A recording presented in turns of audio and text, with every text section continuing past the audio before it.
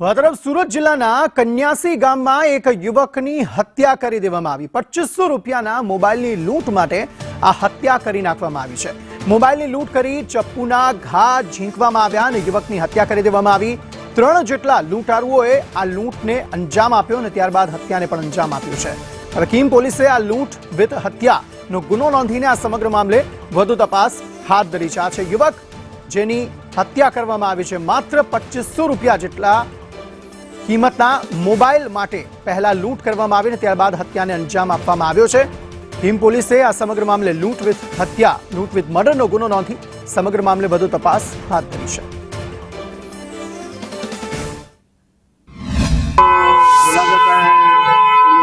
जानकारी है रास्ता पे आ रहा था, मोबाइल छीनने के लिए आया तो नहीं दिया तो साथ में घुसा के फिर मोबाइल लेके चला। कितने का मोबाइल का क्या काम करते थे भाई? मास्टर का काम करता था, दूध मशीन। क्या चाहते हो, न्याय चाहते हो क्या? किससे न्याय मांगू?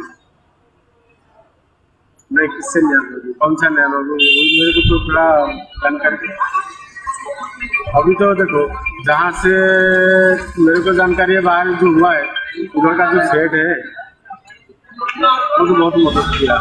સુરતના કીમ વિસ્તારમાં આવેલા કન્યાસી ગામમાં એક શ્રમિકની હત્યા કરી નાખવામાં આવી છે। માત્ર ને માત્ર મોબાઈલ લૂંટ દરમિયાન પ્રતિકાર કરતા આ યુવકની ચપ્પુના ઘા ઝીંકીને હત્યા કરી નાખવામાં આવી છે અને 3 જેટલા લૂંટારુઓ છે તે ફરાર થઈ ગયા છે। ત્યારે અત્યારે છે તે સુરતમાં જે યુવક છે તેનું પેનલ પીએમ ચાલી રહ્યું છે। ત્યારે પોલીસ ઇન્સ્પેક્ટર એમની સાથે વાત કરી છે કે રીતે ઘટના બની એ ઘટના અને આ કોણ હતું કાલે 2000 આપી પૂરી જે પ્રમાણે રાતના સમયે આવ્યું અને 3 ઉતાર્યું જેને મોબાઈલ છીનવી લેવાનો પ્રયત્ન કર્યો ના ભાઈઓનો વિનોદ એનો પ્રતિકાર કરવાનો અને પ્રતિકાર દરમિયાન સ્ટેરિંગ